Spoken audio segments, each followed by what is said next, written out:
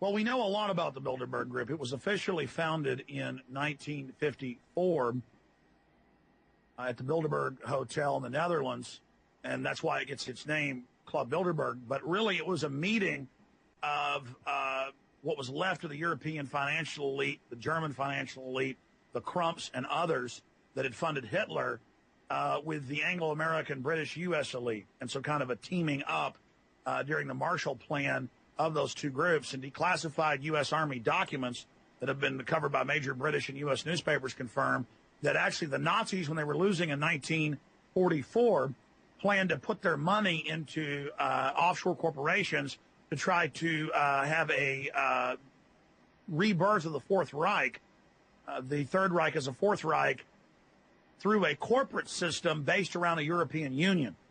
And so it's on record that the Nazi Prince Bernhard of the Netherlands, consort to the Queen, Queen Beatrix, actually set up the Bilderberg Group meeting officially in 54, but it was set up really before that. And so it is an international group. Many of their minutes have been released, stolen by the press, but the Bilderberg Group has recently even given interviews. Etienne Davignon, the Viscount that is the chairman of it, admitting that they set up the European Union by stealth. So this is world domination by 130 of the richest royalty and financial oligarchs and industrial oligarchs of the world, who combine their forces together to overthrow democratic processes worldwide and to bring in a one world government run by private international banks that we will pay our fraudulent, fake carbon taxes to. In all these decades, we've warned people. They've now admitted it all and are kind of coming out in the open, announcing they want a world government to control every facet of our lives. So this is world tyranny, world imperialism by a group of private banks that use command and control economies, socialist economies predominantly, to socialize the country's wealth, but then conduit that to the private bankers above them. Sure, we know quite a bit now because of declassified Army documents that have been in the U.S. and British press recently. Also, Bilderberg has become more arrogant because they've already been exposed, so why not go public, releasing documents how they covertly set up the European Union with the Treaty of Rome in 1957, though the public's told the European Union was set up in 2000.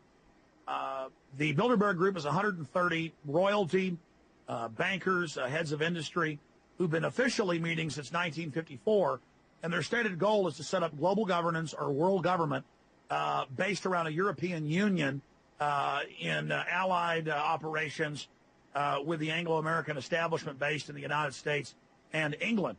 And in 1954 was the first official meeting, but it's been declassified in U.S. Army documents that the Germans knew they were going to lose by 1944.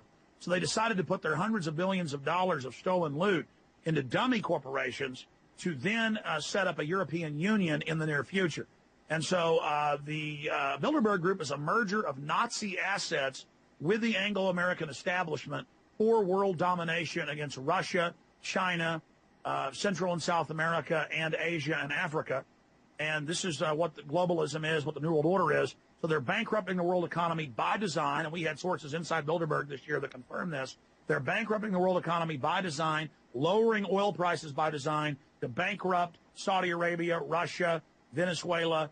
And by the way, George Soros, since we broke this months ago, has bragged at Davos that, oh, yes, they've lowered oil prices to bankrupt things. So they're very proud of this to exacerbate the world depression so they can then pose as the saviors, bringing in a new financial architecture, giving themselves even more power with a new Bank of the World that we will pay our carbon taxes to.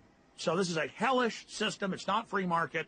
It is private oligarchs who are tired of having to work through governments they control, openly setting up a world government of their own, and then having the governments that they bought and paid for sign on through treaties as signatures to that system. And Bilderberg 2009 had the greatest security that we've ever seen.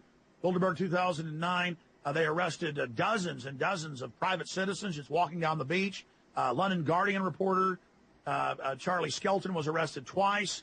American Free Press reporters were arrested. Just regular tourists for a 2.5-mile area were arrested. They had the Army, the Navy, the Marines out guarding it there in Greece, right outside Athens. Just absolutely amazing. And the list of the Bilderberg Group, which they now release, is out. And we do now know what their agenda for 2009, 2010 is.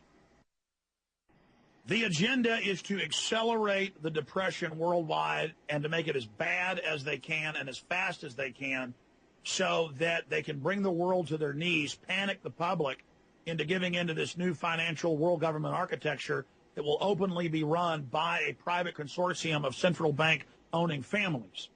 And so they're making a mad gamble for the entire planet. They also want to set up a World Health Organization as a global health department with control over every nation. They want their new international criminal court. They want all nations to sign on to that and waive all their sovereign rights. They want to increase the size of the world army built around NATO. They want to smash the anti-Libsyn treaty movements because every time Europe gets a chance to vote, which they normally don't against the Euro expansion, they say no. So they're very upset that France has said no. Others have, countries like Ireland have said no.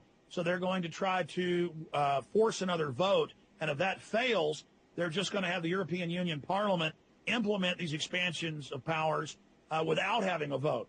So we see Europe literally just descending into the depths of fascism, literally from the ashes of the Third Reich. We see the rising of a Fourth Reich, which is a bizarre mutation and a hybrid between the British Empire, the U.S. Empire, and the Nazi Empire.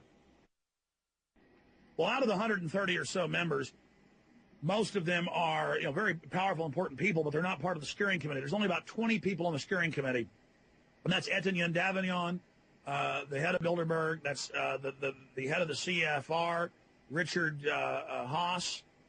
That is people like Henry Kissinger. That is individuals like David Rockefeller, Frank Barnaby, who represents Rothschild interest.